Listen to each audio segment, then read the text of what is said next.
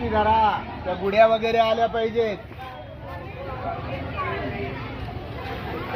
Banner ए ए मुली, तिचं नाव काय रे? ते बॅनर व्यवस्थित पकडा. गुढी पाडवा, गुढी पाडवा,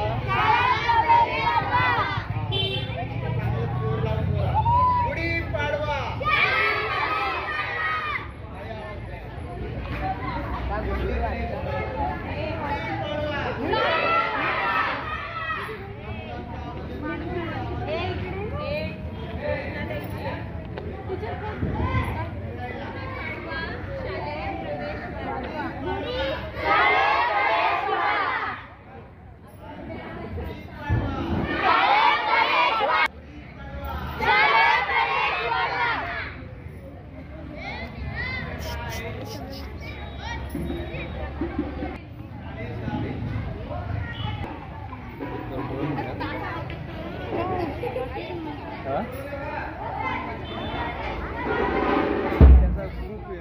या मुलींना दे.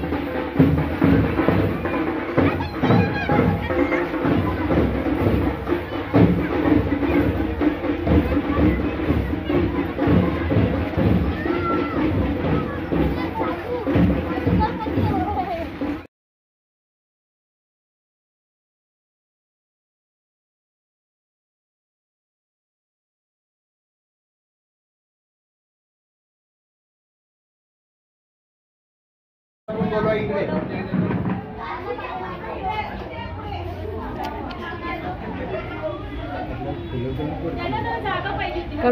गुढीपाडवा शाळा प्रवेश वाढवा ह्या उपक्रमाअंतर्गत आज आमच्याकडे ही मुलं सगळी दाखल झालेली आहेत. तर यांचं आम्ही आता स्वागत करणार आहोत. पाळली तर आपला कार्यक्रम लवकरात लवकर होईल. मॅडम तोंडाला टाळे लावा, जरा प्रत्येकाच्या तोंडाला टाळे लावा.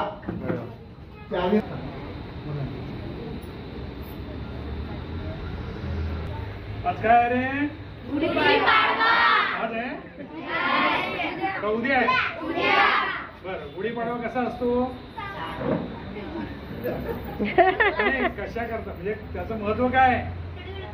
त्या दिवसापासून काय सुरू होतं? त्या दिवसापासून काय सुरू होतं?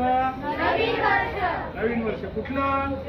आपलं तर 1 जानेवारीला होतं. मग मराठी वर्ष, मराठी नवीन वर्ष. बरोबर. चैत्र महिन्याचा पहिला दिवस. कसा? जसं तिथं नवीन वर्ष सुरू होतं तसं या ठिकाणी प्रत्येक लहान जो मुलगा आहे, ज्याच्या जो शाळा योग्य वयाचा आहे, 6 वर्ष पूर्ण झालीत वयाची, अशा मुलांसाठी, शिवाय जे शाळेत जात नाहीत, जास्त मोठी आहेत पण शाळेत जात नाहीत, अशी जी मुलं आहेत, या मुलांची कुठेही शाळेत जात नाही, हे शाळाबाह्य मुलं आहेत. हे शाळाबाह्य मुलांसाठी आपल्या महापालिकेतून दरवर्षी हा कार्यक्रम साजरा केला जातो. आणि दरवर्षी या कार्यक्रमामध्ये पहिल्या म्हणजे गुढीपाडव्याच्या दिवशी हा कार्यक्रम साजरा केला जातो की शाळा त्या ठिकाणी शाळा प्रवेश वाढवा. गुढीपाडवा शाळा प्रवेश वाढवा. ठीक आहे. तर या दिवशी आपल्या सर्वांचं तुम्हाला मिळतात. सगळ्यांना? कोणाला नाही मिळाले? सगळ्यांना मिळाले. सगळ्यांना मिळाले. बरं, ड्रेस नुसते 2 ड्रेस मिळत नाही, पीटीचा पण ड्रेस मिळतो. बरोबर. त्याच्यानंतर तुम्हाला वह्या मिळतात, पुस्तकं फुकट मिळतात. या कोणत्याही गोष्टीसाठी आपल्याकडे पैसे द्यावे लागतात का? नाही. तर त्याचं कारण आहे, कारण प्रत्येक समाजातल्या गरीबातल्या गरीब विद्यार्थ्याला सुद्धा कोणीही शिक्षणा वाचून, पैशा वाचून शिक्षण अडलं असं कोणाचं होऊ नये, यासाठी शासनाकडून ही मदत केली जाते.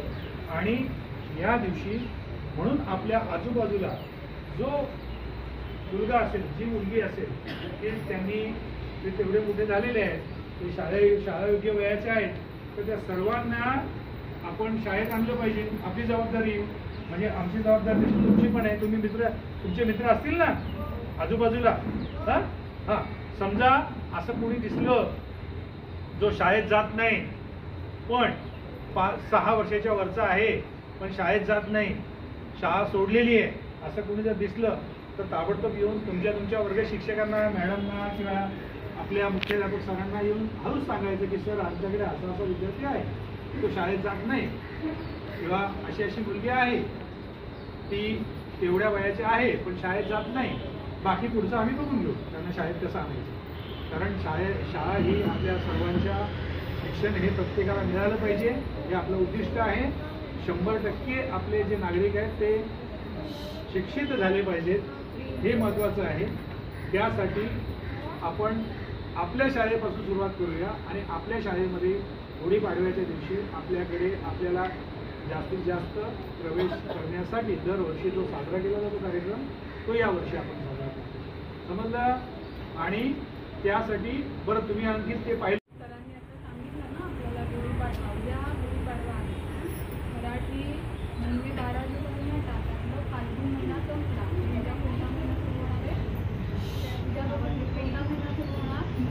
पहिला महिना कोणता? चैत्र. मराठी महिना चैत्र. तो उद्या सुरू होणार आहे. उद्या आपल्याला सगळ्यांना सुट्टी आहे. मग आपल्याला गुढी उभारायची आहे, पूजा करायची आहे, नवीन गोड बनवायचं आहे. मग त्यासाठी आपण आज करतोय हा कार्यक्रम. आणि गेल्या वर्षीपासून आपण जून महिन्यात जी शाळा सुरू होते आपली, तेव्हा आपण सगळ्या पहिलीच्या मुलांचे किंवा इतर मुलांचे ॲडमिशन घेतो ना, जूनमध्ये घेतो ना शाळा सुरू झाल्यावर.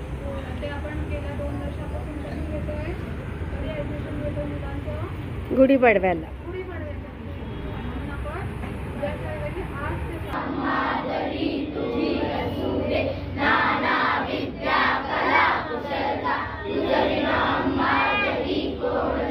गुरुब्रह्मा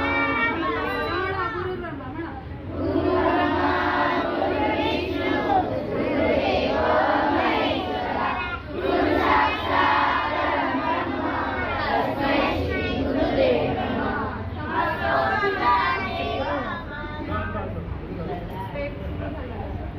येऊ दे, असं कर. फिरव असं.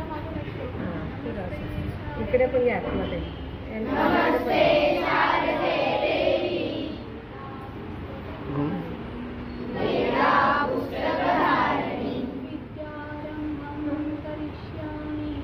विद्यारंभं करिष्यामि. प्रसन्ना वरदा शुभा.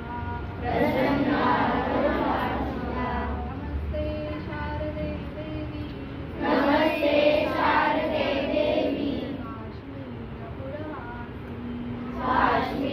काश्मीरपुरवासिनी. स्वामं प्रार्थये देवी.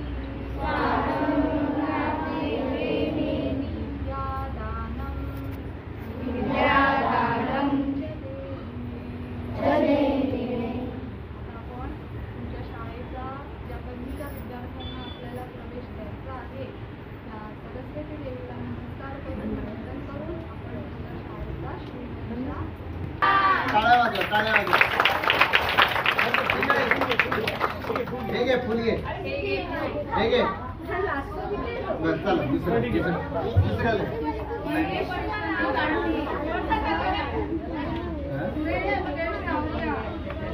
सुरेश सावलिया. सुरेश अरे क्या बात आहे, मस्त आहे. ये इकडे. इकडे.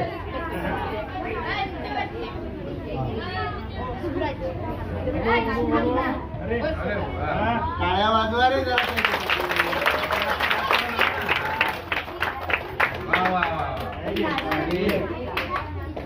क्या बात आहे, मस्त. वा. नमस्कार केला का तू सरांना? नमस्कार कर. असा नमस्कार. चालू केलंय ना, त्याच्यात हात नको ठेव, बंद नको करू. चला. संदीप तिकडे बघा अगोदर.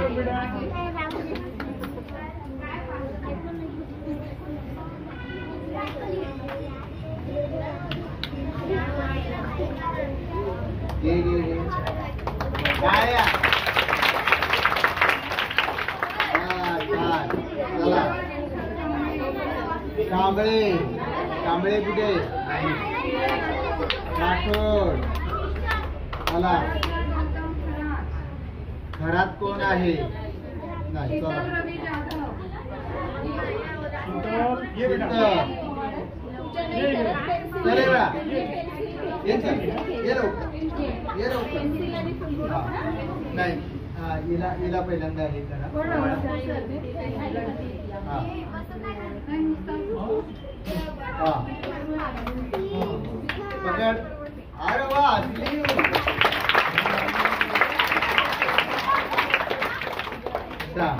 ओके.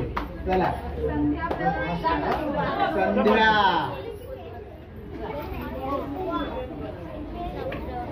तिकडे बघा अगोदर मॅडम या इकडे. तुम्ही या. व्हिडिओ काढणं चालू आहे. जाऊ दे का मला.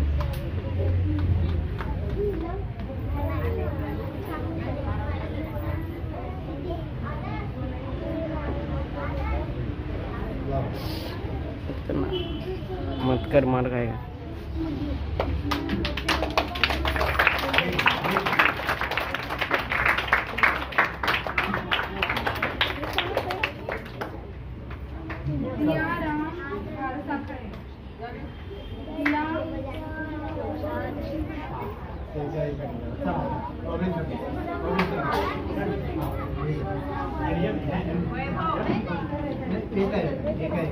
प्रत्येकाने करा.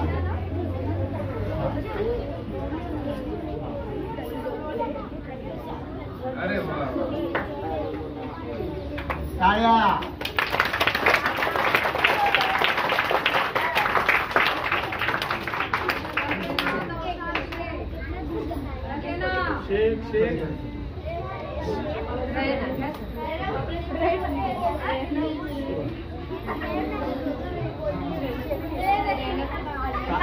मागे मागे तुम्ही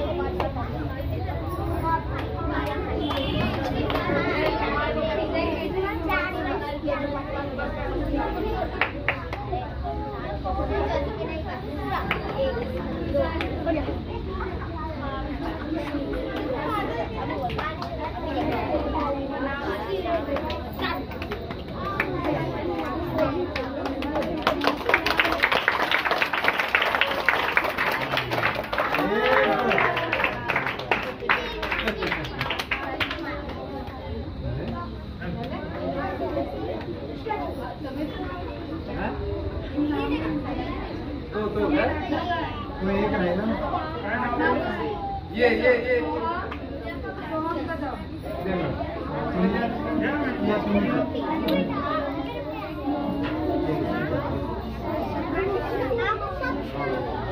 ऑप्शन करा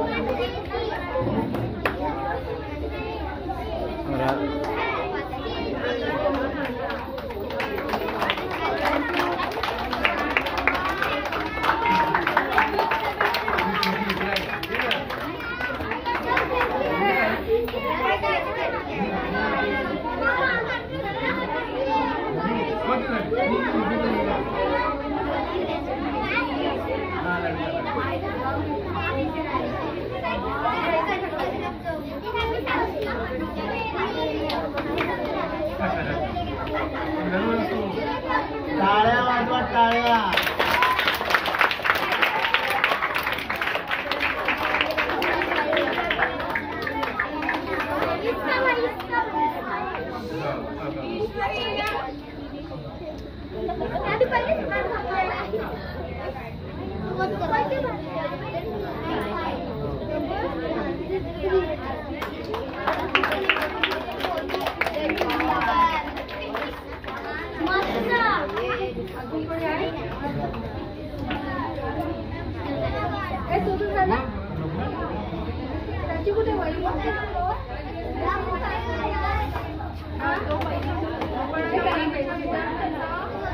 शाळेमध्ये प्रवास घेतलेला आहे पहिलीमध्ये आणि त्यांचं आपण पूजा करून आरती करून त्यांचं स्वागत केलं. आता मी आपल्या मुख्याध्यापक माननीय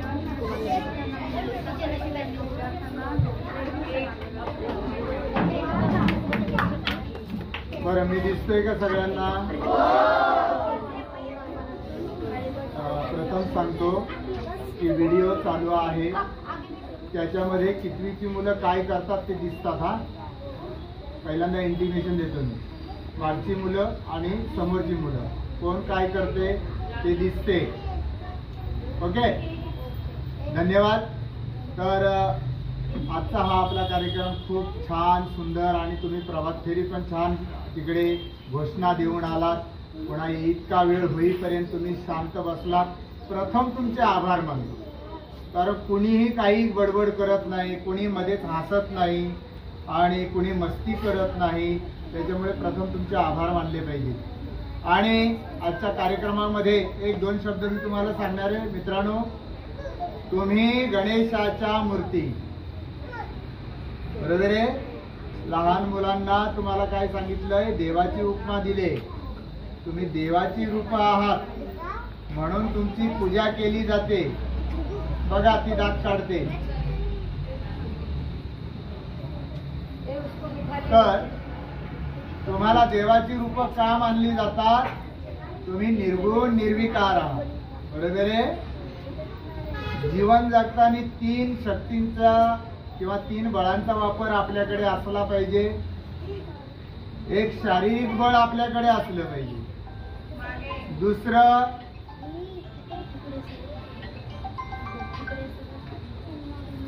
एक शारीरिक बळ असलं पाहिजे. दुसरं आहे ते बौद्धिक बळ आपल्याकडे असलं पाहिजे. आणि तिसरं बळ आहे ते आध्यात्मिक बळ असलं पाहिजे. 3 बळ जर आपल्याकडे असतील तर आपण जीवन व्यवस्थित जगू शकतो, बरोबर आहे. आता तुम्हाला 3ही बळांचं काही गरज नाही, पण 2 बळांची मात्र तुमच्याकडे गरज आहे, फार महत्वाची. एक शारीरिक बळ म्हणजे आपण तंदुरुस्त असलो पाहिजे. कशा असलो पाहिजे? तंदुरुस्त. आणि दुसरं बळ आहे ते बौद्धिक बळ, ते आपल्याकडे असलं पाहिजे. आणि बौद्धिक बळ येण्यासाठी आपल्याला आपले आई वडील कुठे पाठवतात? शाळेत पाठवतात, बरोबर आहे. शाळेत आल्यानंतर आपण विद्यार्जन व्यवस्थित केलं, ज्ञानार्जन व्यवस्थित केलं तर आपल्याला ज्ञान मिळेल. काय मिळेल? ज्ञान मिळेल. कसलं ज्ञान मिळेल? एकमेकाला चिमटा काढण्याचं, मग ठोसा मारण्याचं, मग एकमेकाला शिव्या देण्याचं. लक्षात ठेवा, आपल्याला जे ज्ञान मिळते ते आपलं प्रगतीचं ज्ञान मिळते. कसलं? प्रगतीचं ज्ञान मिळते. मग कोणत्याही व्यवसायाकडे जा, कोणत्याही नोकरीकडे जा, कोणत्याही चांगल्या रस्त्याला जा, आपल्याकडे बुद्धिमत्ता असेल तर आपण प्रगती करू शकतो.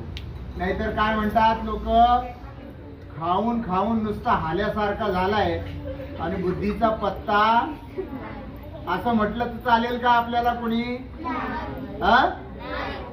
म्हणतात ना, नुसता खातो, असा झाला, पण याला अकलेचा पत्ता नाही, असं कोणी म्हटलं तर ज्ञान आलं का आपल्याकडे? ज्ञान येईल का? नाही. आणि केवळ आपण जो ज्ञानी माणूस आहे,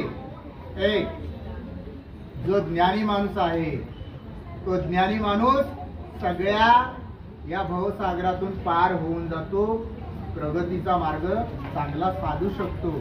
आणि ही सुरुवात आहे तुमची. ही काय आहे? सुरुवात आहे, बरोबर आहे. ही सुरुवात आहे. आणि ह्या सुरुवातीमुळे तुम्ही, ही सुरुवात आहे ते तुमचं पहिलं पाऊल आहे. हे पहिलं पाऊल जर चांगलं पडलं तर तुम्ही चांगल्या रस्त्याला जाणार. आणि पहिलं पाऊल चुकीचं पडलं तर चांगल्या रस्त्याला जाणार नाही. मग सगळी लहान मुलं कचरा वेचायला जाण्याऐवजी कुठे आली पाहिजे? शाळेत आली पाहिजे. शाळेत आल्यानंतर काय केलं पाहिजे? नुसती खिचडी खाल्ली पाहिजे का? नाही, अभ्यासच केला पाहिजे. अभ्यास केला, ज्ञान येईपर्यंत अभ्यास केला पाहिजे. कळलं? तर तुम्हाला ह्या येत्या नवीन वर्षाच्या, मराठी वर्षाच्या आणि उद्याच्या गुढीपाडव्याच्या सर्व लहान बच्चांना, आपल्या पूर्ण अवघे परिवाराला गुढीपाडव्याच्या हार्दिक शुभेच्छा देतो. आणि इथेच माझे 2 शब्द संपवतो. जय हिंद, जय भारत.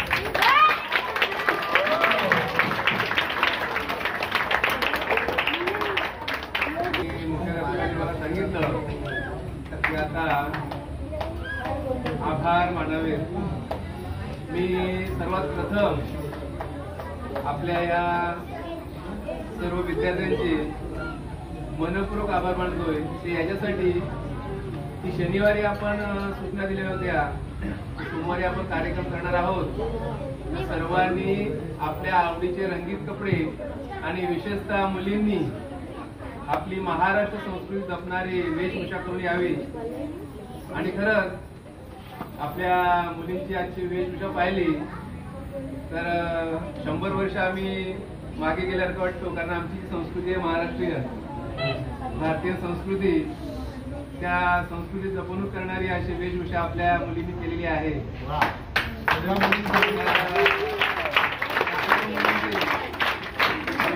आभार मानतो.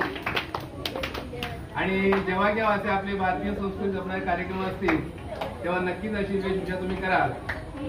नंतर आपले सगळे विद्यार्थ्यांना तर आज असं म्हटलं की आज आमचा मोठा सणच आहे.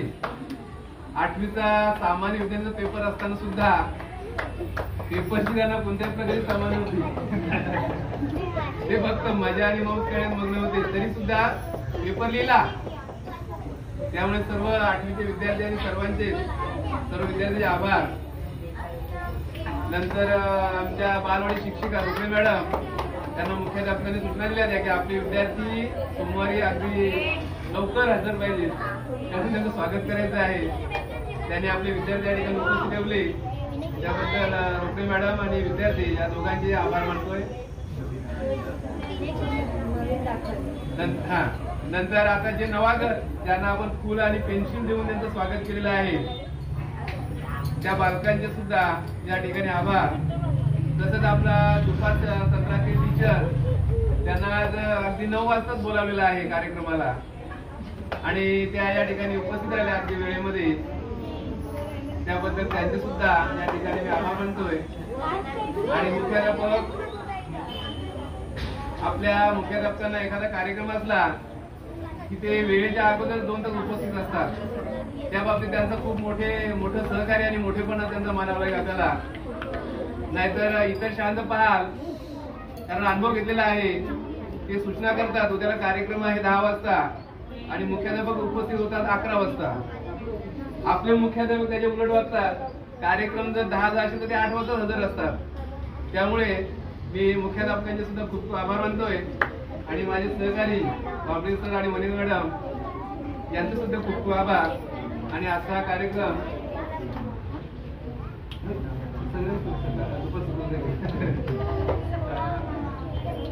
कार्यक्रम हा या ठिकाणी संपन्न झाला असं जाहीर करतो.